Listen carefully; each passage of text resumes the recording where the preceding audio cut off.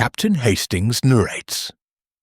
On the eve of what should have been the happiest day of Miss Lavinia Featherstone's life, the bridegroom was found dead in the vestry, throat slashed, eyes wide, a single white camellia pinned to his lapel. The church doors were locked from within. The organ still played the wedding march, though no living hand touched the keys. Hercule Poirot, dapper in patent leather, stepped over the blood and murmured, "Mon ami, someone has murdered not just a man, but a marriage." Chapter 1. The Locked Vestry. The fog that night was not merely thick. It was a living thing, a grey beast that slunk along the cobbles of Marquis Lane and pressed its damp muzzle against the stained-glass windows of St. Mary's. It carried the scent of the marshes beyond the village, rotting reeds, brackish water, and the faint sweetness of lilies left too long in their vases. Somewhere in the distance, a church bell tolled the half-hour, a single mournful note that seemed to hesitate before it died. 11:30. In 13 minutes the verger would lock the vestry door.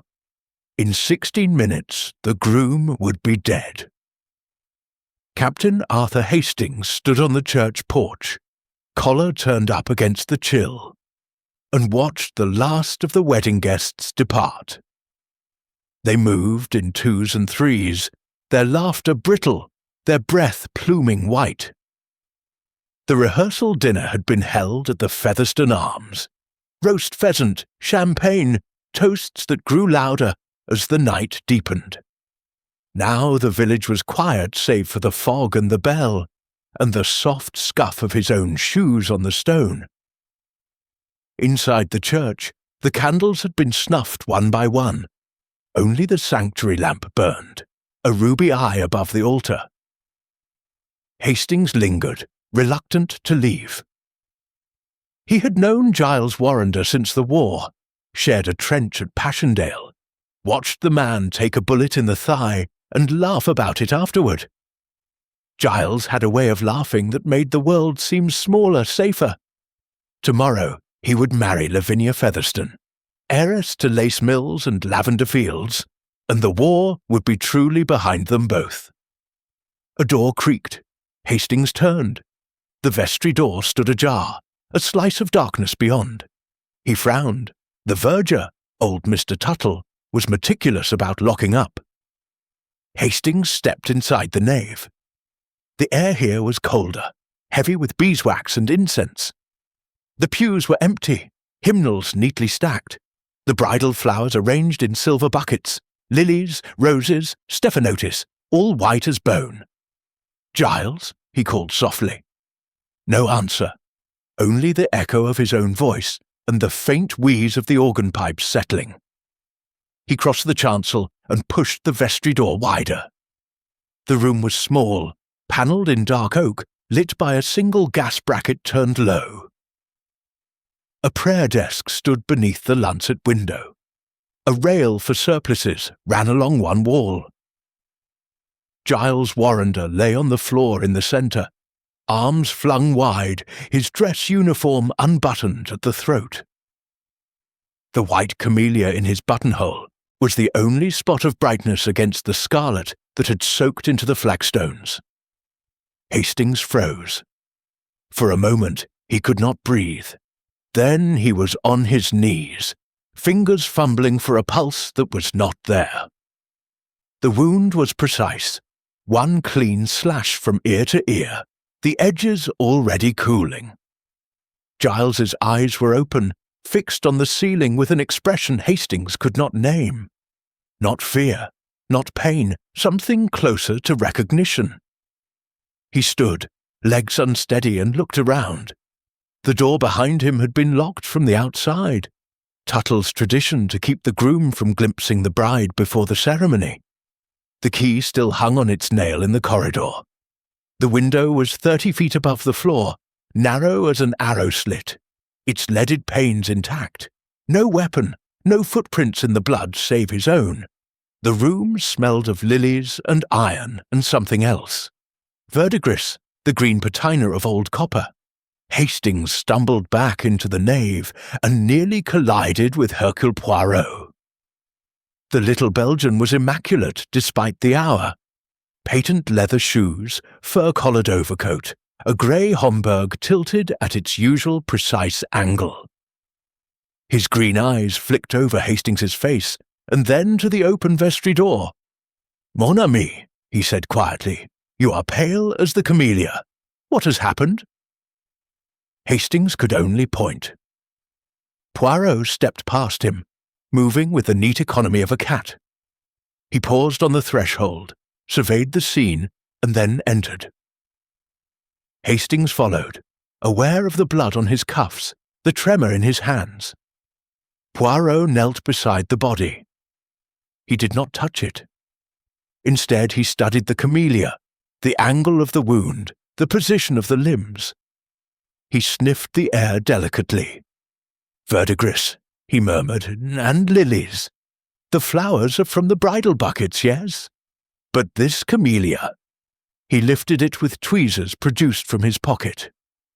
"The stem is wired with black silk. Funeral floristry, not wedding. Someone has a sense of theatre." He rose and examined the door.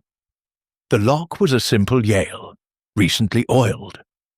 The key on the nail outside was the only one, according to Tuttle. Poirot tested the handle. It turned freely from the inside. He looked up at the window, then at the floor. No scuff marks, no displaced dust. "Impossible," Hastings whispered. "The church was locked at 11:30. Tuttle swears the vestry key never left his pocket. The organist left at 11:45. Giles came in alone at 11:47 to collect his prayer book. The verger locked the outer door at 11:50. At 12:03 the sexton heard something, a thud. He thought it was the organist returning. By the time he fetched Tuttle and they opened the vestry, 12:03, Poirot repeated. 16 minutes, enough time to kill, to arrange the tableau to vanish into thin air. Yet the door was locked from the outside, the window inaccessible, the key untouched. A locked room, Hastings, but not merely locked, hermetically sealed by motive and opportunity. He moved to the prayer desk. A leather-bound prayer book lay open to the marriage service. A bookmark, white ribbon embroidered with tiny forget-me-nots, protruded from the page. Poirot lifted it carefully. Beneath, someone had underlined a single line in red ink, "Let no man put us under." Hastings shivered. "Giles's handwriting." "No, too spidery. A woman's hand, perhaps, or a man who wishes to appear so." Poirot slipped the book into his pocket. "We must speak with the verger, and the organist, and the bride." They found Mr. Tuttle in the porch, wringing his cap between arthritic hands. He was 80 if he was a day, deaf as a post, and trembling so violently his dentures clicked. "I locked the door myself," he insisted. 11:50 sharp. Key's been on me chain 40 year. Never lost it, never lent it." Mr. Warrender waved good night, smiling he was, said he'd just fetch his book and be off to the Arms for a nightcap. "And the organist?" Poirot asked. "Mr. Phipps? Left afore the groom arrived. Said he had a headache. Walked off toward the rectory. I saw him plain." Poirot thanked him and turned to Hastings. "The organist is lying, or the verger is blind. Come." They crossed the churchyard, boots crunching on frost-rimed gravel. The organ loft was accessed by a spiral stair behind the chancel. The door at the top stood ajar. Inside, the console gleamed in the moonlight that slanted through the rose window. Sheet music lay scattered. Bach, Mendelssohn, the wedding march, annotated in the same red ink. A single ivory key was smeared with blood. Poirot lifted it between thumb and forefinger. Fresh, not the groom's. He never reached the loft. Someone played after the murder, or during. Hastings stared at the bellows. They were old, leather-cracked, operated by a pedal. A brass key, smaller than the vestry key, warm to the touch, lay half-concealed in the folds. Poirot picked it up. "This is not the vestry key," he said. "See the wards? Different." And yet he crossed to the console and inserted it into a small lock beneath the music rack. It turned with a soft click. A panel slid open, revealing a narrow cavity. Inside lay a folded sheet of paper and a second camellia, this one wilted, its petals bruised. Poirot unfolded the paper. It was a letter written in the same spidery hand. "You promised she would stay buried. The child knows. End it tonight, or I will. No signature, only a wax seal, a camellia pressed into black wax." Hastings felt the hairs rise on his neck. "The child? What child?" Poirot did not answer. He was staring at the bellows. A faint stain darkened the leather. Verdigris again, and something darker. He scraped it with a fingernail and sniffed. "Blood," he said, "and copper. The pipe that feeds the organ runs beneath the vestry floor. Old plumbing, installed when the church was built. It connects to the lily pond in the cloister garth." He led the way down the stairs and out into the night. The fog had thickened. The churchyard was a white sea. They followed the wall to the cloister, boots sinking in sodden grass. The lily pond was a black mirror beneath the yews. Poirot knelt and trailed his fingers in the water. They came away streaked green. "Verdigris," he said. "The pipe emerges here. Someone bled the groom into the system. Let the water carry the evidence away. But the camellia? Why the camellia?" Hastings remembered Giles's buttonhole. "It was in his lapel when I found him, pinned with a florist's wire." "Black silk," Poirot corrected. "Not florist's wire. Theatrical. The organist, Mr. Phipps. He was an actor once. Non? Failed in London. Returned to the village in disgrace. Perhaps he has not forgotten his craft." They stood in silence. Somewhere an owl called. The fog shifted, revealing the outline of the rectory windows, dark, curtained. Hastings thought of Lavinia Featherstone, asleep or pretending to be, in the great house beyond the Lich Gate. Tomorrow she would have worn white. Tonight she wore widow's weeds she had not yet donned. Poirot turned up his collar. "We have 16 minutes unaccounted for, Hastings. 16 minutes in which a man was murdered, a flower pinned, a letter hidden, a key planted, and the organ played the wedding march, though no hand touched the keys." He started back toward the church. Halfway across the yard he stopped. A footprint, small, narrow, the heel of a woman's shoe, led from the cloister gate to the vestry wall and vanished beneath the yew. The soil was soft, the print was fresh. Poirot crouched. "Size 5, perhaps. Patent leather, the bride's."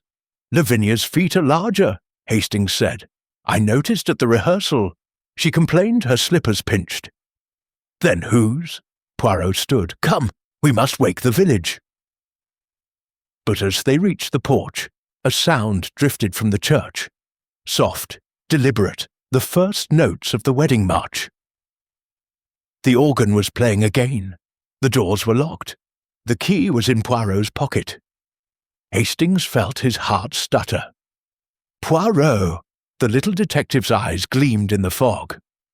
"The performance is not yet over, mon ami. The curtain rises on Act 2. And from the bellows above, warm and slick with blood, the brass key slipped free and fell with a clang onto the flagstones at their feet. Chapter 2. The Four Who Waited. The drawing-room of Featherstone Manor smelled of beeswax, wood smoke, and the faint metallic tang of fear. A single chandelier burned low, its crystals trembling each time the wind rattled the casements. Outside, the fog pressed against the mullioned windows like a living thing, turning the world beyond into a blank page. Inside, 4 people sat beneath the gaze of ancestral portraits, whose eyes seemed to follow every twitch of a hand, every flicker of a glance. Hercule Poirot stood before the marble hearth, hands clasped behind his back, the brass key from the organ loft glinting between his fingers like a tiny dagger.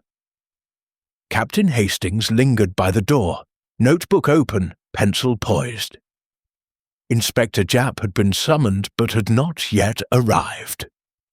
The local constable, a gangling youth named Palk, stood awkwardly in the corner, helmet clutched to his chest. Poirot's voice, when it came, was soft yet carried to every corner of the room. "Mesdames et messieurs, we are assembled not for a wedding breakfast, but for a reckoning. At 12:03 this morning, Mr. Giles Warrender was murdered in a room locked from the outside, the key untouched in the verger's pocket. The weapon has vanished. The only witness is the silence of the church itself. Yet 4 of you possess motives sharp enough to cut a throat. We shall examine them one by one." He turned first to Lavinia Featherstone. She sat on a gilt chair, spine straight, hands folded in her lap, as though posed for a photograph. Her gown was dove-grey silk, mourning already chosen, Hastings noted with a chill. Her golden hair was pinned severely, but a single curl had escaped to tremble against her cheek. Her eyes were dry, the pupils wide and dark. "Miss Featherstone," Poirot began, "you are to marry the deceased at 11 tomorrow.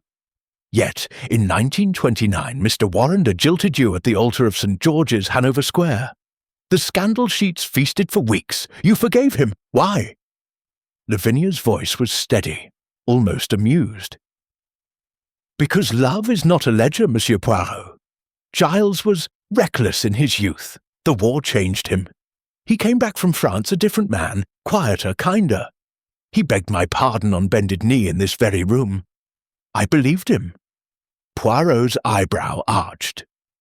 "And the camellia in his buttonhole, black silk wire, not from your bouquet. I ordered white roses and stephanotis. Camellias are vulgar, funeral flowers." She glanced at the others. Someone else brought it. Poirot inclined his head and moved to Dr. Lionel Quince. The physician had arrived smelling of carbolic and brandy. His cuffs were frayed, his tie askew. He kept wiping his spectacles on a handkerchief already grey with use. "Doctor, you treated Mr. Warrender for war wounds, morphine for the pain in his leg. Yet 3 months ago he threatened to report you to the General Medical Council. Your prescription book shows quantities that would fell an elephant. Why?" Quince's laugh was a dry rattle. "Giles was in agony. The bullet fragmented, shards worked toward the nerve. I increased the dose on humanitarian grounds. He was grateful until Lavinia began whispering in his ear. She wanted him free of the needle before the wedding. He turned on me like a dog. And you were in the church last night? I left at 11:15. Headache. Ask the verger." Poirot's gaze shifted to Mrs. Elspeth Davenant. Giles's aunt sat rigid on the sofa, black, her bombazine rustling like beetle wings. Her face was a map of disapproval. Thin lips, iron-grey hair pinned beneath a lace cap. A chatelaine of keys hung at her waist, clinking when she breathed. "Madam, upon Mr. Warrender's marriage, the estate of Warrender Chase passed to his bride. You would be left with a pension of £300 per annum. Hardly sufficient for your accustomed standard of living." Elspeth's chin lifted. "I have managed the estate since my brother's death in 1916. Giles was a spendthrift. Cars, horses, actresses. Lavinia's fortune would have saved us both. I wished the marriage to proceed. Yet you quarrelled violently with your nephew last week. The butler overheard you say, 'Marry her,' and you sign your own death warrant. Figure of speech. He was drinking again. I feared for his health." Poirot's eyes gleamed. He turned last to Felix Phipps. The organist had been found at dawn hiding in the bell tower. Sheet music clutched to his chest like a shield. His fingers were bandaged. Ivory keys had cut deep when he played in frenzy after the murder. His eyes were red-rimmed, his collar unbuttoned, a streak of blood dried on his cheek. "Monsieur Phipps, you left the church at 11:45, yet the organ played the wedding march at 12:01. You annotated the score in red ink. He must not speak the vows. Explain." Felix's voice cracked. "I loved her, Lavinia, since we were children. She promised if I helped her, we would leave together after. Giles was a brute. He struck her once. I saw the bruise. I played to lure him to the vestry. Then I ran." Poirot held up the brass key. "This fell from the bellows. It opens a panel in the organ. Inside, a letter. You promised she would stay buried. The child knows. Whose child, Monsieur Phipps?" Felix's mouth worked soundlessly. Lavinia rose, pale as parchment. "There is no child. Giles and I, we lost one early in our engagement, a miscarriage. The grief bound us." Poirot's smile was wintry. Yet the footprint by the lily pond, size 5, patent leather, heel mark of a woman lighter than you, Miss Featherstone. And the veil in the water, Valenciennes lace, not your Nottingham. Someone else was in the church. He placed the key on the mantel with a soft click. "Each of you holds a piece of the puzzle. Miss Featherstone, the motive of a jilted bride. Doctor, the threat of ruin. Madame, the terror of poverty. Monsieur, the madness of love. And all of you possess, or possessed, access to the vestry. Duplicates of the verger's key were made in 1922 when the lock was changed. The blacksmith remembers 4 impressions." Quince started. Elspeth's keys clinked.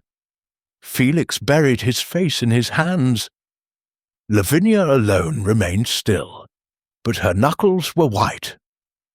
Poirot continued, relentless. "The camellia wired in black silk, funeral floristry, yes, but also a signature. In 1919, a music hall, singer named Rosamond Vale, vanished from the Thames. Her calling card was a camellia. She was Giles Warrender's first wife. Bigamy, mes amis. If Miss Featherstone married him, the ceremony would be void, the fortune contested. Someone wished to prevent that marriage at any cost." A log cracked in the grate. Sparks flew upward like tiny souls. Hastings closed his notebook. The room felt suddenly smaller, the air thick. He glanced at Poirot and saw the little man's eyes fixed on the French windows. Beyond the glass the fog swirled, and for an instant a shape moved. A woman in a veil, face pale as moonlight, camellia at her throat. Lavinia screamed. The sound shattered the silence like crystal. She pointed with a trembling finger. "There, by the lily pond, Rosamond!" The constable lunged for the door, but Poirot was faster. He flung the windows wide. Cold air rushed in, carrying the scent of wet earth and decay. The terrace was empty. Only a single camellia lay on the stone, petals bruised, stem wired in black silk. And beneath it, half hidden in the mist, a child's ribbon, faded blue, fluttered like a trapped bird. Poirot picked up the flower. His voice was very quiet. "The performance continues, mes amis, and the next act begins now." From the garden came the sound of running water, the lily pond overflowing, copper pipes groaning beneath the earth. And somewhere in the fog, a woman began to sing the wedding march, in a voice cracked with grief and triumph. Chapter 3. The Bride's Reflection. The scream had barely left Lavinia's throat when the French windows slammed shut of their own accord, as though the fog itself had pushed them. The camellia on the terrace stones rolled once, twice, then lay still, its black silk wire glinting like a snare. Poirot was already moving, coat-tails flapping, Hastings at his heels. Constable Pog fumbled with the latch. Dr. Quince stood frozen, spectacles fogged. Mrs. Davenant clutched her chatelaine so tightly the keys sang. Felix Phipps slid to the carpet in a dead faint. Outside, the garden was a white void. The gravel path crunched beneath Poirot's patent shoes, each footfall swallowed by the mist. The lily pond lay 20 yards from the house, a black oval ringed by yews clipped into morning shapes. Water lapped at the stone rim, higher than it should be. The copper-feed pipe, verdigris green, swollen with pressure, jutted from the earth like a broken vein. Poirot knelt. The overflow had carved a channel through the frost, carrying petals and something darker. He dipped 2 fingers and brought them to the lantern Hastings held. Blood, diluted to rose. "From the vestry," Poirot murmured. "The pipe runs beneath the flagstones, emerges here." The killer bled the groom into the system, let the current wash the evidence to the pond. But this, he lifted the child's ribbon, sodden silk the colour of forget-me-nots. This was not in the church. Hastings shivered. Cecily's ribbon? The lost child? Perhaps? Poirot's eyes traced the yew hedge. A gap showed where branches had been forced apart. Recently, the sap still weeping. Beyond lay the cloister garth and the church wall. Someone came from the vestry to the pond, then to the house. A woman, light-footed, size 5. They followed the gap. Broken twigs snagged at Hastings's sleeve. Frost crackled underfoot. The church loomed, its tower a blunt finger against the fog. The vestry window, 30 feet up, caught the moon for an instant, a pale eye winking. Beneath it, the copper pipe emerged from the wall, bent downward, dripping. Poirot produced a small torch. The beam cut a tunnel through the mist. On the stone sill outside the vestry, a smear of blood, fresh, arterial, and caught on the iron drainpipe, a shred of lace.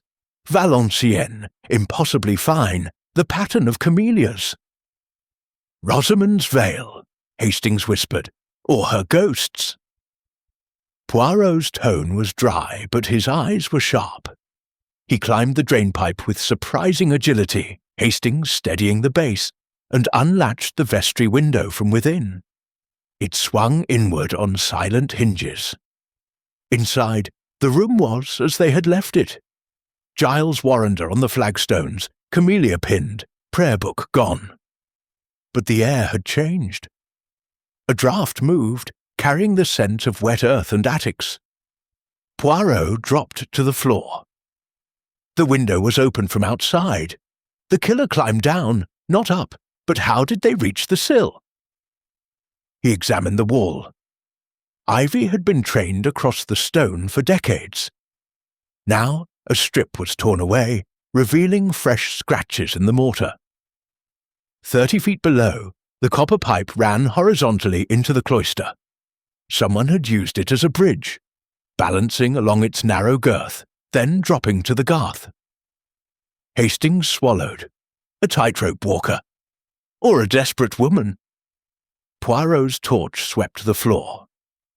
Beneath the prayer desk, a loose flagstone rocked under his weight. He pried it up.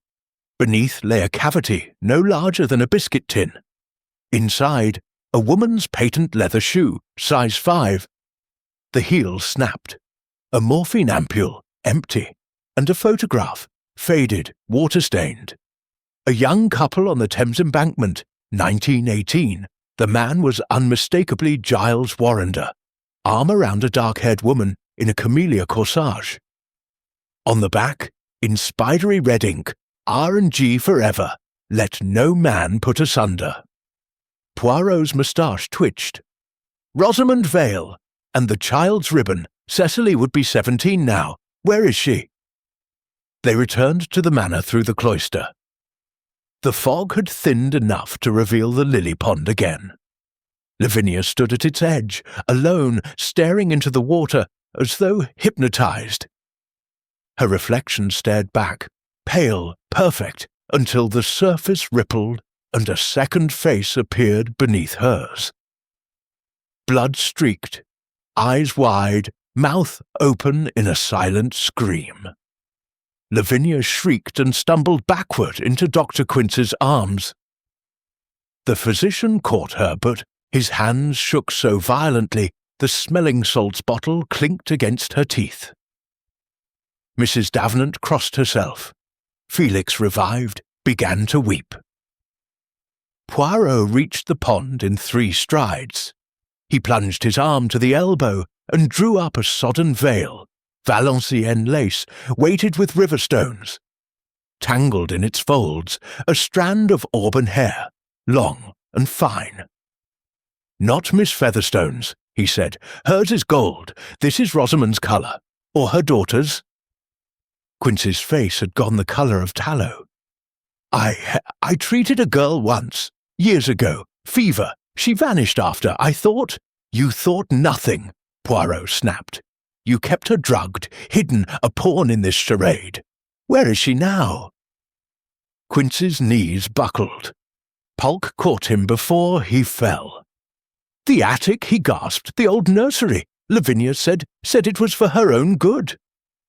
Lavinia laughed, a high, brittle sound. "Cecily is mad, Monsieur Poirot. She believes her mother walks. I locked her away to protect her." Poirot's eyes were green ice. "You locked her away to silence her. The child knows the truth of 1919. Giles pushed Rosamond into the Thames. You discovered the certificate, the photograph. You needed a ghost to ruin the wedding, and a live girl to play the part." He turned to Hastings. "The organ played at 3 this morning, after Felix was in custody. Someone pumped the bellows. Someone sang." They ran. Up the great staircase, past portraits whose eyes now seemed to weep. The nursery door was locked, the key missing. Poirot produced a pick from his pocket. Hastings averted his eyes, and the door swung open on darkness. The room smelled of dust and laudanum. A single candle guttered on a table. In the corner, a trunk, cedar, iron-bound. The lid was ajar. Inside, a girl crouched, wrists raw from ropes, eyes huge in a heart-shaped face. Auburn hair tumbled over a torn nightgown. At her throat, a camellia, fresh, white, wired with silver thread. "Cecily?" Poirot asked gently. She nodded, trembling.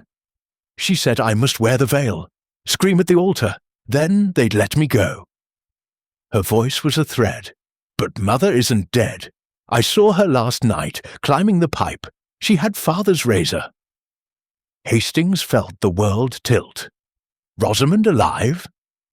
Cecily shook her head. "No, a trick. Lavinia dressed Felix in the veil. He cried when he cut Father's throat. I watched from the organ loft. They didn't see me." Poirot lifted the girl to her feet. She weighed nothing. "And the singing?" "That was me. I know the wedding march. Mother taught me before the river." Downstairs, a clock struck 3. The sound echoed through the house like a heartbeat. Poirot's face was grim.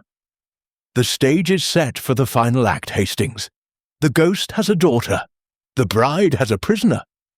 And the organ—" He paused, listening. From the church, faint but unmistakable, came the first notes of the Dead March in Saul. The shit pipes groaned, the bellows wheezed, and a woman's voice, cracked, triumphant, joined the melody. Poirot seized Cecily's hand. "Come, we end this tonight." They descended into the fog, the girl's bare feet leaving bloody prints on the frost. Behind them, Lavinia's laughter rang out, high, mad, unstoppable. The lily pond overflowed, carrying camellias like tiny white corpses toward the marshes. And beneath the church, the copper pipes pulsed with the last of Giles Warrender's blood, beating time to a wedding that would never be. Chapter 4. The Ghost in the Pipes. Poirot led the way, lantern swinging, Cecily's small hand cold in his. The fog had thinned to a silver veil. Frost glittered on the gravel like broken glass. Behind them, Featherstone Manor's windows glowed amber, but no one followed. Lavinia's laughter had died into silence, and the others, Quince, Elspeth, Felix, were under Constable Polk's wary eye.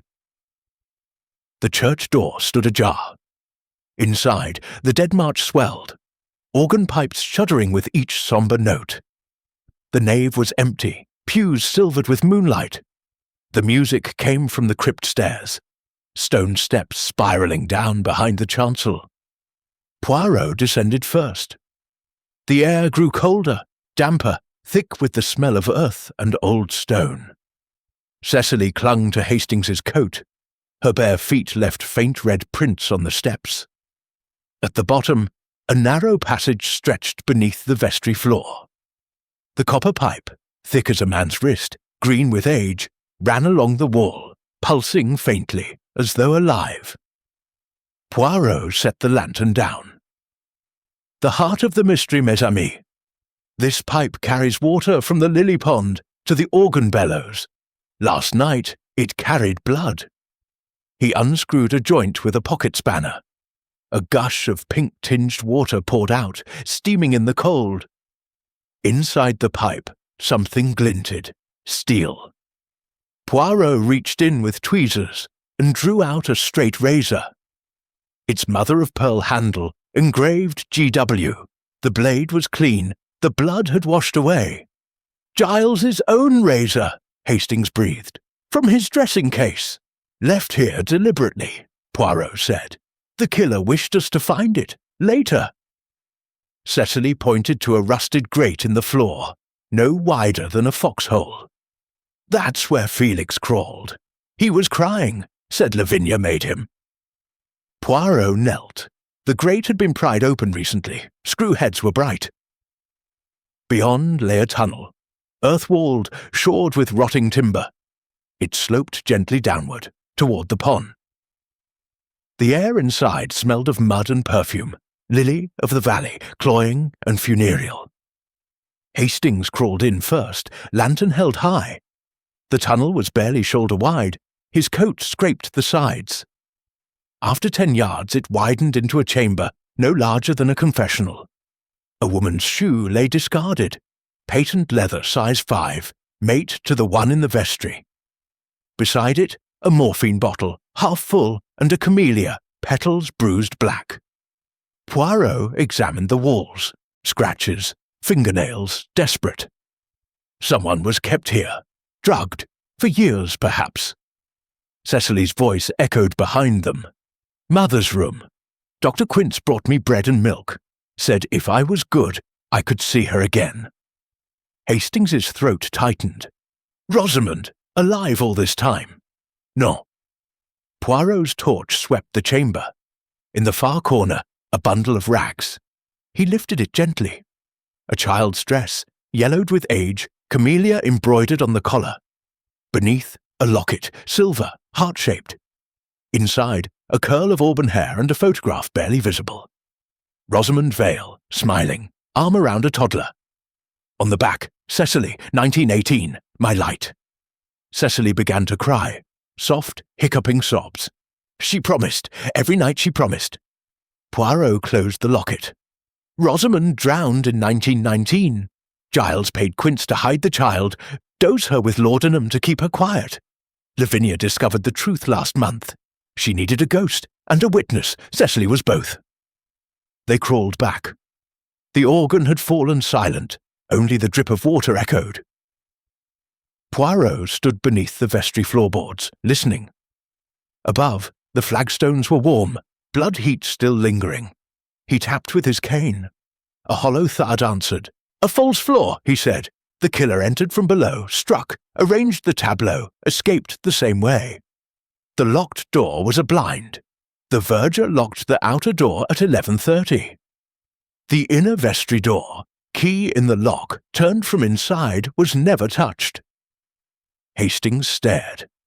But the window opened later to plant the veil. Theatre, mon ami, misdirection.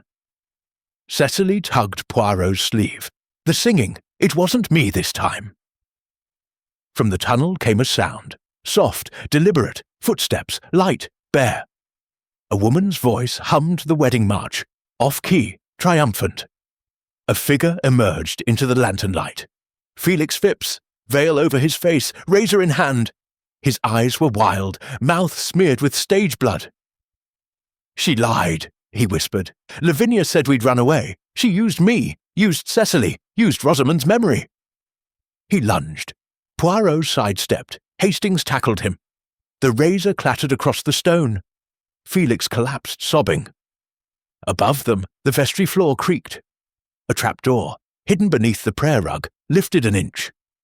Lavinia's face appeared, pale as moonlight. "Too late, Monsieur Poirot," she called, voice sweet as poison. "The pipes are open. The pond will take the evidence, and Cecily, poor mad Cecily, will hang for it all." Water roared suddenly, gushing from the pipe. The tunnel began to flood. Poirot seized Cecily, Hastings grabbed Felix, and they ran up the crypt stairs into the nave as the flood chased them like a living thing. Behind, the copper pipes burst, verdigris and blood and lily petals swirling in a bridal veil of red. They burst into the churchyard as the first light of dawn touched the tower. The lily pond had become a whirlpool, sucking camellias and secrets into the marsh. Lavinia stood on the bank, arms wide, laughing as the water rose to her knees. Poirot's voice cut through the roar. "The performance is over, mademoiselle. The ghost has a name and a daughter." The flood stopped as suddenly as it began. In the silence, a single camellia floated to the surface, white, unwired, untouched. Cecily picked it up, pressed it to her cheek, and for the first time smiled. Chapter 5. The Veiled Woman Dead. Dawn bled pale gold across the churchyard, turning the floodwater to molten brass. The lily pond had settled into a sullen mirror, camellias floating like tiny drowned brides. Poirot stood at its edge, coat soaked to the knee, the white camellia Cecily had given him tucked into his buttonhole. Hastings supported Felix Phipps, whose veil lay discarded in the mud, revealing a face streaked with tears and grease paint. Constable Pulk had arrived with reinforcements. Dr. Quince and Mrs. Davenant were being led from the manor in handcuffs, the physician muttering about dosages, the aunt silent as stone. Lavinia Featherstone alone remained free, ankle deep in the pond, gown plastered to her legs. Her laughter had stopped. She watched Poirot with the stillness of a cat. "You are finished, mademoiselle," Poirot said. "The pipes are closed. The razor is found. Cecily lives to testify." Lavinia tilted her head. "Testify to what? A child's nightmares, a drunk doctor's fantasies, Felix's hysteria." She gestured at the organist, now slumped against Hastings. "They will hang the mad girl before they touch me." Cecily stepped forward, barefoot, nightgown clinging. In her hand she held the silver locket. "I have mother's words." She opened it. The photograph of Rosamond gleamed. "And father's razor, and the dress you locked me in." Her voice, though soft, carried across the water. "You said I must play the ghost, scream at the altar, then you would let me go to her." Lavinia's smile thinned. "You were always theatrical, Cecily, like your mother." Poirot produced the prayer book from his pocket, the one taken from the vestry. He opened it to the marked page, "Let no man put us under." The red ink had bled where water touched it, but the handwriting was unmistakable. "Your hand, mademoiselle. The same as the letter in the organ. The same as the annotations on the wedding march. You planned every note." Felix lifted his head. "She promised we would leave together. After the wedding. After the fortune was safe." His voice cracked. "She said Giles deserved it. For Rosamond, for Cecily, for all of us." Quince laughed, a hollow sound. "I kept the girl alive out of pity." Lavinia turned pity into profit. She found the marriage certificate in Giles's desk last month, threatened to expose the bigamy unless we helped stage the haunting. The locked room was her idea misdirection. Mrs. Davenant spoke at last, voice like gravel. "I paid the blacksmith for the duplicate keys. I thought it would ruin the marriage, not the man." Poirot's eyes never left Lavinia. "And you, mademoiselle, discovered Cecily in the attic. You dressed Felix in the veil, sent him through the tunnel. He slit Giles's throat while Cecily watched from the organ loft. Your insurance. If Felix faltered, the child would confess. But you needed the ghost to appear at the house, to seal the legend.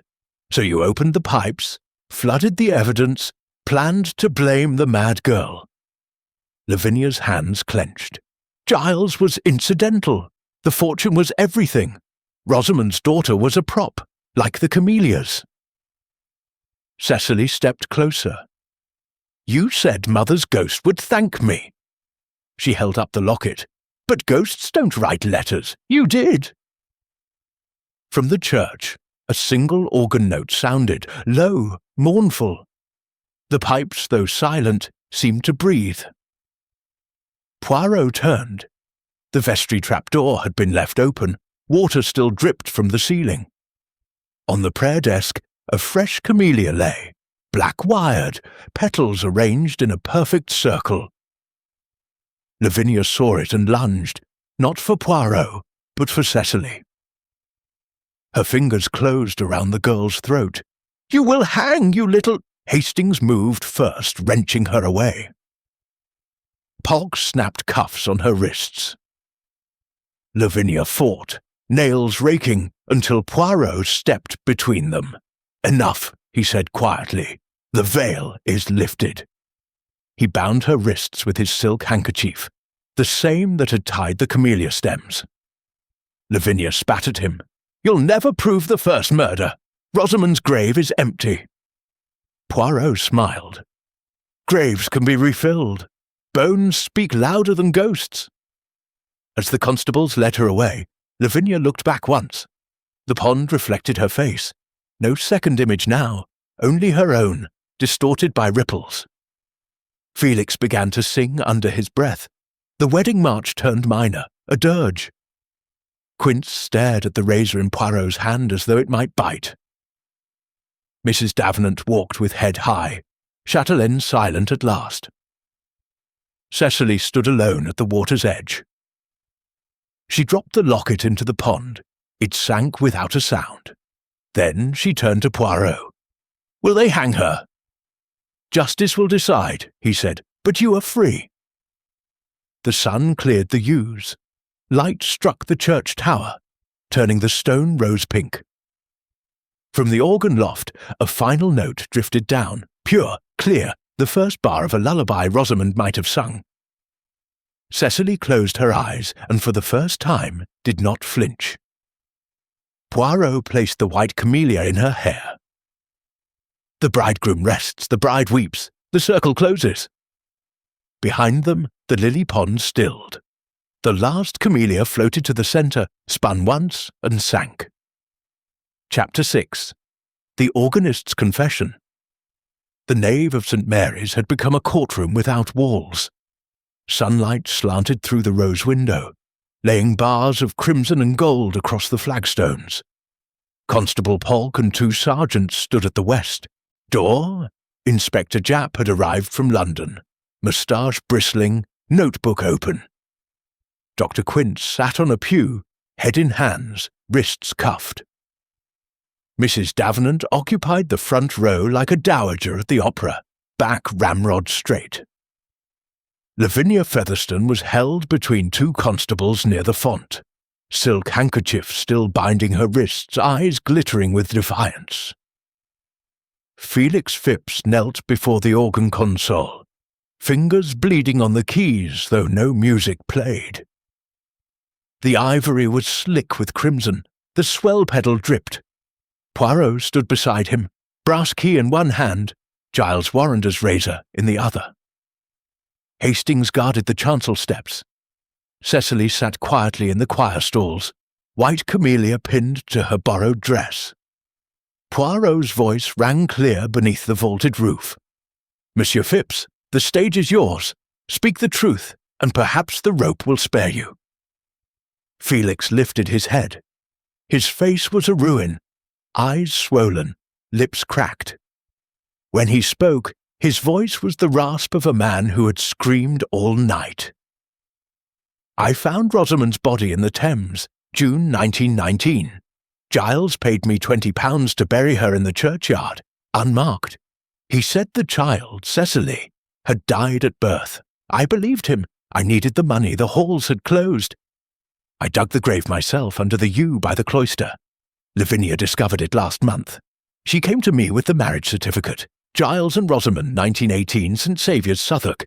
She said if I helped her, we would take the Featherstone fortune and vanish to Paris. I loved her. God help me, I still do."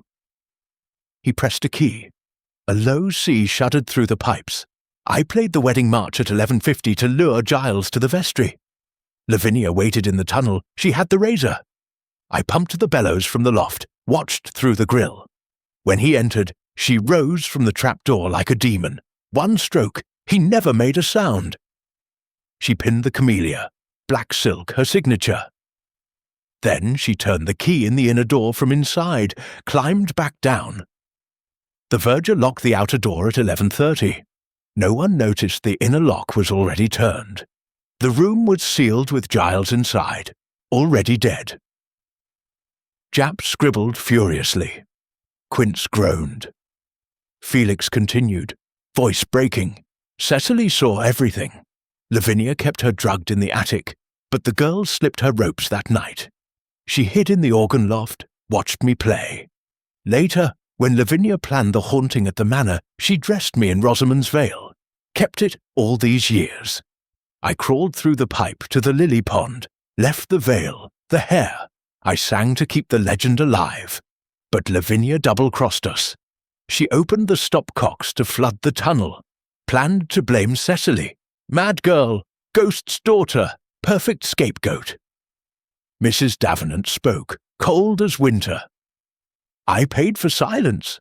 Giles was draining the estate.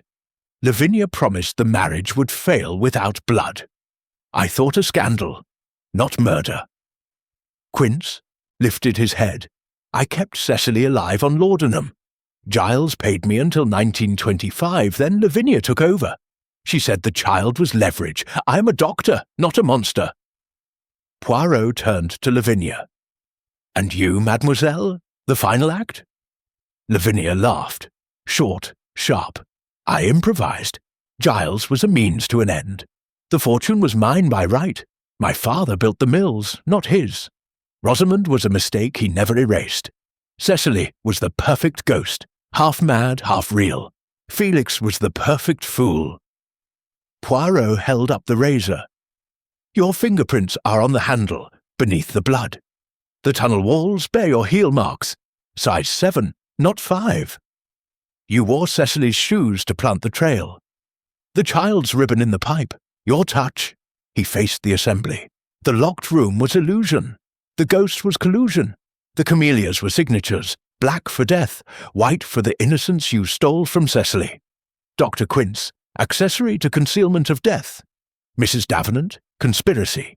Felix Phipps, murder. Lavinia Featherstone, premeditation, execution, attempted subornation of a minor. Japp stepped forward. Lavinia Featherstone, I arrest you for the murder of Giles Warrender. Felix Phipps, Dr. Lionel Quince, Elspeth Davenant, conspiracy and accessory. As the constables moved, Felix suddenly lunged for the swell pedal. His foot slammed down. The organ roared to life. Full diapason, a wall of sound that shook dust from the rafters. He seized a candlestick from the console and swung it wildly. She lied! Lavinia killed Rosamond too! Hastings tackled him. The candlestick clanged against stone. Felix collapsed, sobbing. blood from his fingers mingling with the keys. The organ note died into silence. Poirot knelt beside him. "Rosamond's death, tell us." Felix's voice was a whisper. 1919. Giles pushed her. I helped carry the body. Lavinia wasn't there then, but she knew. She kept the locket. Lavinia's smile never wavered. "Prove it, little man." Cecily rose from the choir stalls. She walked to the font, dipped her fingers in the holy water, and crossed herself. Then she faced Lavinia. "You moved Mother's bones last week to the marsh. I followed you. The grave is empty now, but the marsh keeps its own." She pointed to the west window. Beneath the yew, fresh earth had been turned. A rectangle the size of a small coffin. A single camellia lay atop it, white petals already browning. Japp signalled. The sergeants began to dig. Poirot closed the prayer book. "The circle closes, mes amis. The bridegroom's debt is paid." As Lavinia was led away, she passed Cecily. For a moment, their eyes met. Gold and auburn, predator and prey. Lavinia whispered, "You'll never be free of me." Cecily smiled, small and sad. "I already am." Outside, the churchyard rang with the scrape of spades. The sun climbed higher, gilding the tower. The organ remained silent, its pipes cold. And in the lily pond, the last camellia sank beneath the surface, leaving only ripples and the faint, sweet scent of lilies on the morning air. Chapter 7. The Empty Grave. The churchyard of St. Mary's had never known such a morning.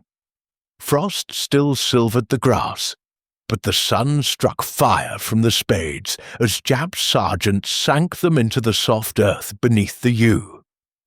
Each clod turned over sounded like a heartbeat. Poirot stood at the edge of the rectangle Cecily had marked, hands clasped behind his back, the white camellia now tucked into his breast pocket like a medal. Hastings held the girl's shoulders. Her bare feet had been wrapped in a constable's scarf, but she did not shiver. Felix Phipps sat on the cloister step, wrists cuffed, head bowed. Dr. Quince and Mrs. Davenant waited in the shadow of the porch. The physician's spectacles fogged. The aunt's lips moving in silent prayer or curse. Lavinia Featherstone alone was absent, locked in the vestry under guard, her laughter finally stilled. The first spade struck wood. A murmur ran through the watchers. The sergeants worked faster, earth flying. A child's coffin, pine rotted, no longer than a violin case, emerged from the soil. The lid had been pried open long ago. Inside lay only a lace glove, Valenciennes, the twin of the veil from the pond, and a single camellia, black-wired, petals pressed flat, as if in a herbarium. Japp lifted the glove with a penknife. "Empty!" "Exactly," Poirot said. "As Cecily told us." Lavinia moved the bones to the marsh, but the grave was never meant to hold Rosamond. Observe. He knelt, brushing soil from the coffin's inner lid. Scratched into the wood, faint but legible, were words in the same spidery red ink. She was here. Now she is everywhere. Hastings felt the hairs rise on his neck. "A message?" "A signature," Poirot replied. "Lavinia's flourish. She wished us to find the empty coffin, to chase the ghost further, but the marsh keeps what it takes." Cecily stepped forward. "I can show you." She led them along the cloister path, past the lily pond, now quiet, its surface filmed with ice, and into the reeds beyond the church wall. The ground sucked at their boots. The air smelled of rot and salt. 50 yards in, a patch of earth had been disturbed, reeds bent back like curtains. Beneath lay a shallow depression, no deeper than a man's knee. At its centre, a bundle wrapped in oilskin. Japp unwrapped it carefully. Bones, small, delicate, unmistakably human. A woman's. The skull had a fracture at the temple. Auburn hair still clung to the scalp in matted strands. Around the neck bones lay a silver locket, heart-shaped, the photograph inside bleached to ghosts. Cecily knelt. "Mother!" Quince made a sound like a sob. Mrs. Davenant turned away. Felix began to rock, keening. Poirot closed the locket. Rosamond Vale, murdered June 1919. Giles Warrender pushed her from the embankment. Felix Phipps helped conceal the body. Dr. Quince certified a stillbirth for Cecily. False. Lavinia discovered the truth and turned it into theatre. He stood. But the child's ribbon in the vestry pipe. How did it come there? Cecily's voice was steady. "I put it there. Last night when I escaped the attic, I wanted you to find the tunnel, to find me." Hastings stared. "You planned this? I planned to live." She looked at Poirot. "You said ghosts don't write letters. I wrote one." From her pocket she drew a folded sheet. Organ music paper, the wedding march annotated in red. At the bottom, in childish block letters, "The bridegroom killed my mother. The bride will kill again. Look under the yew." Poirot took it, eyes gleaming. "You left this in the organ loft?" "After Felix fainted. I climbed down the ivy, hid in the crypt. When the flood came, I ran to the manor. I thought if I showed you the grave, you would believe." Japp whistled. "The kid's smarter than the lot of us." Poirot inclined his head. "Intelligence is the child of desperation, Inspector." They returned to the churchyard. The pine coffin had been lifted out. The lace glove lay on the grass like a discarded hand. Mrs. Davenant suddenly broke free of her escort and knelt beside it. "My niece," she whispered. "Rosamond was my niece. Giles swore she drowned by accident. I believed him, until Lavinia showed me the certificate. I paid to keep the secret, not to bury it." Quince laughed, bitter. "I forged the death certificate. Giles gave me the Warrender Chase deed as payment. Lavinia found it in my surgery, blackmailed me into keeping Cecily drugged, said the girl was the key to everything." Felix lifted his head. "I loved Rosamond once, before Giles. She sang like an angel. When he took her, I took to drink, then to the organ. Lavinia promised Paris, new life, new name. I was a fool." Poirot addressed them all. "The conspiracy is complete." He turned to Cecily. "And you, ma petite, the only innocent. The estate of Warrender Chase passes to you, Rosamond's rightful heir. The Featherstone fortune remains untouched. Lavinia's marriage was void." Cecily looked at the bones, now wrapped in a constable's coat. "I don't want the house. I want her buried properly, with her name." Japp nodded. "It will be done." As the sergeants carried the remains to the church, a wind rose, rattling the yew. The camellia on the grave lifted, spun once, and settled again. Poirot watched it, eyes narrowed. "One mystery remains," he said softly. "The organ played the Dead March at 3 after Felix was in custody. Who pumped the bellows?" Cecily smiled, a small, sad thing. "The pipes remember. Mother used to say sound lives in the metal. I opened the swell box before I left. The wind did the rest." Hastings exhaled. "Acoustics. Exactement." Poirot placed a hand on the girl's shoulder. "The ghost was never Rosamond. It was memory, amplified by guilt." The church bell tolled noon. The bones of Rosamond Vale were laid in the crypt, a proper stone ordered. Lavinia was taken to the cells, still smiling.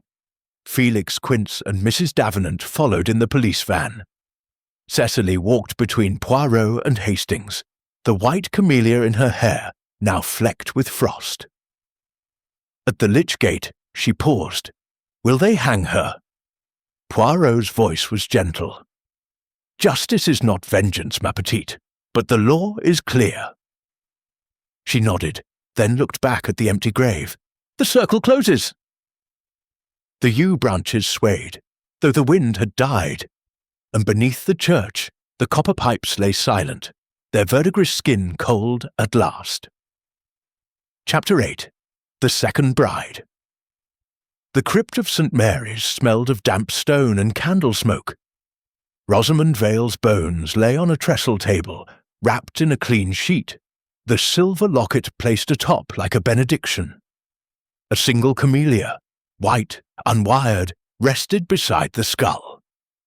Poirot stood at the foot of the table, hands folded, while Japp supervised the photographer. Hastings lingered by the stairs, notebook closed for once.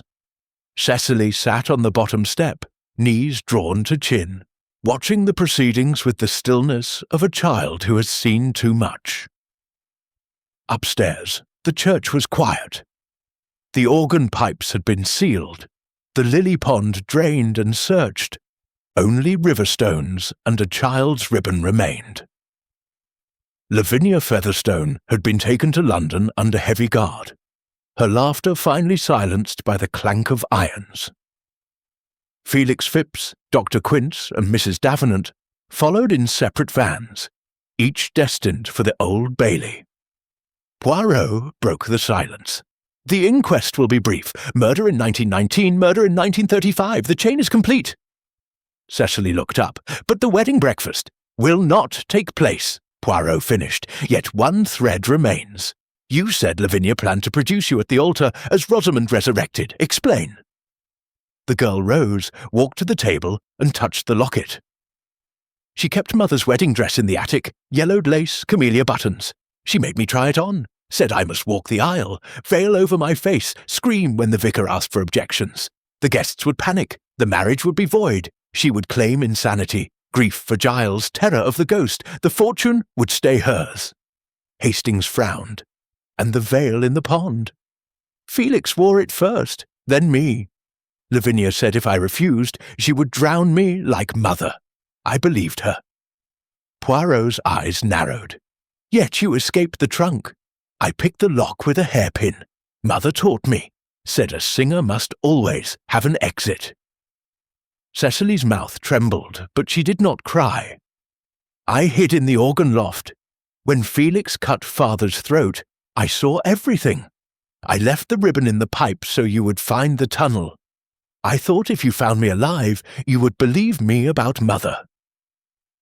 Japp closed his notebook. "The kid's a marvel. We'll need her testimony." Cecily shook her head. "I won't go to court. I'll write it down, every word, but I won't see Lavinia again." Poirot inclined his head. "It will be arranged." They climbed the crypt stairs into blinding noon light. The churchyard was empty save for the verger, old Tuttle, sweeping frost from the path. He touched his cap to Cecily. "Miss Cecily, ma'am, the rectory's yours now. Warrender Chase too when the lawyers finish. Your mother's stone is ordered. Rosamond Vale Warrender, 1895-1919, beloved wife and mother." Cecily managed a smile. "Thank you, Mr. Tuttle." Poirot led her to the lich gate. A motor car waited, black, discreet, the XAI crest on the door. "You will stay with friends in London until the estate is settled. Then, if you wish, Paris. A new name, a new life." She looked back at the church. And the camellias. Let them die with the lie. As the car pulled away, Hastings watched the church recede. "Poirot, the 13th stroke of the bell, last night when the rope moved alone." Poirot twirled his moustache. Cecily again. She tied a silk thread from the belfry to the organ swell box. When the wind shifted the pipes, the bell answered, a child's trick but effective. Hastings laughed, the sound startling a rook from the yew. "She outfoxed us all. No, mon ami. She trusted the little grey cells of another." They walked to the lily pond. The water had been pumped into the marsh. The copper pipe lay exposed, verdigris flaking like old skin. At the bottom of the empty basin lay a single object. A bridal veil, Valenciennes lace weighted with river stones. Tangled in its folds, a child's ribbon, faded blue, and a camellia, white petals bruised brown. Poirot lifted the veil. Lavinia's final prop. She planned to produce Cecily in this, claim the girl had risen from the pond. The weights were to sink the evidence after the scandal. He folded the lace carefully, but Cecily cut the strings. From the church tower, the bell tolled 1. Clear, true. No 13th stroke. The rope hung still. Hastings exhaled. It's over. Presque. Poirot's eyes gleamed. One last performance. He led the way to the vestry. The trapdoor stood open. The tunnel had been bricked up by Japp's men. On the prayer desk lay a fresh camellia, black silk wire, petals arranged in a perfect circle. Beneath it, a note in Lavinia's spidery red. The bridegroom rests. The bride weeps. The second bride walks free. Thank you, Monsieur Poirot. Poirot smiled, small and sad. She mistakes freedom for justice. The rope awaits. He pinned the camellia to the prayer book, closed it, and placed it on the altar. For Rosamond, and for Cecily, the second bride who chose life over legend. Outside, the sun climbed higher. The churchyard was silent, the yew still. The lily pond began to fill again, fed by a spring beneath the marsh. Clear water rose, carrying the veil and the ribbon and the last camellia downward, into the dark where secrets belong. Poirot turned up his collar. Come, Hastings. The train to London leaves in 20 minutes. Order is restored.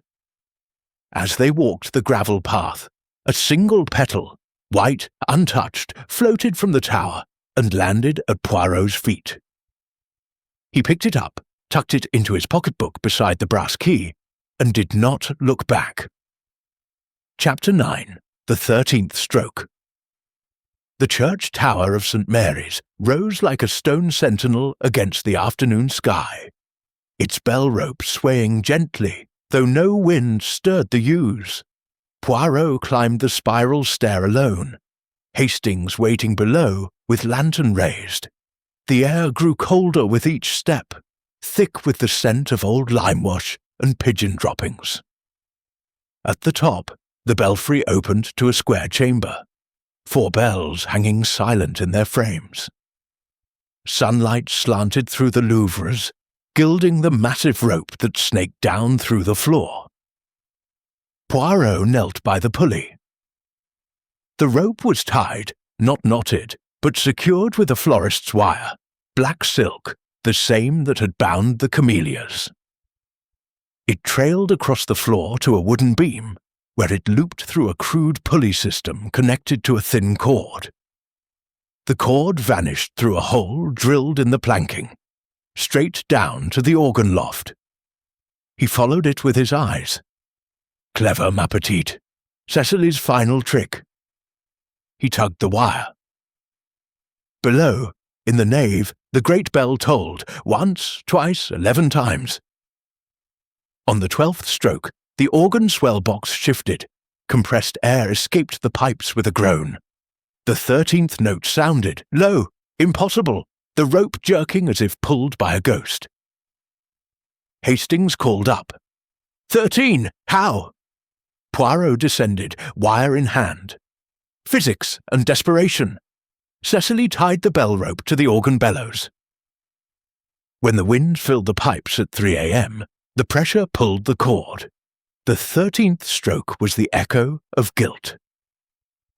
In the loft, Felix Phipps's body lay slumped over the console. He had returned after his confession, climbed the stair in the chaos, and locked the trapdoor behind him. His wrists were slashed, deep deliberate blood congealing on the keys in a crimson arpeggio. In his right hand, a crumpled sheet of music paper, scrawled in his own blood, "The bridegroom's debt is paid." Poirot lifted the fingers gently. Beneath lay a second note, Lavinia's spidery red, "Play the Dead March one last time, for Rosamond." Suicide, Hastings whispered, his final act. Redemption, Poirot corrected. He could not face the rope, but he confessed the truth. The village had gathered in the nave below. Verger Tuttle, the sexton, maids from Featherstone Manor, farmers from the marsh. Inspector Japp stood at the pulpit, notebook closed for once. Cecily waited in the front pew, white camellia in her hair, the silver locket around her neck. Poirot descended the loft stair and faced the assembly. His voice carried to the rafters. "Mes amis, you came for a wedding. You witnessed a tragedy. Now hear the truth. Giles Warrender murdered Rosamond Vale in 1919, pushed from the embankment for threatening to expose their secret marriage. Felix Phipps concealed the body. Dr. Quince forged the death certificate and hid the child. Mrs. Davenant funded the silence to protect the estate. Lavinia Featherstone discovered the bigamy certificate last month. She orchestrated Giles's murder in the locked vestry, not to avenge Rosamond, but to secure the Featherstone fortune. The marriage would have been void, the money hers alone. The locked room was illusion, trapdoor from the crypt tunnel, inner door turned from inside. The ghost was theatre, Felix in Rosamond's Vale. Cecily drugged and coerced, the camellias, black silk for death, Lavinia's signature, white for the innocence stolen from a child. The organ played without hands, because Cecily opened the swell box, letting wind and memory fill the pipes. The 13th stroke was her signal, a child's courage against adult perfidy. Felix Phipps has paid with his life. The others face the law. Cecily Vale inherits Warrender Chase, Rosamond's rightful share. Lavinia Featherstone will hang. A murmur rose, then fell silent. Tuttle touched his cap. "What of the curse, sir?" Poirot smiled faintly. "There is no curse, only crime and consequence." Cecily stood. "Bury mother beside the yew, with her name, and Felix too. He loved her once." Japp nodded. "It will be done." As the crowd dispersed, Poirot walked to the west door. The lily pond gleamed in the sun, refilled, innocent. A single camellia floated at its centre, white silk wire, petals perfect. It spun slowly, then drifted to the edge.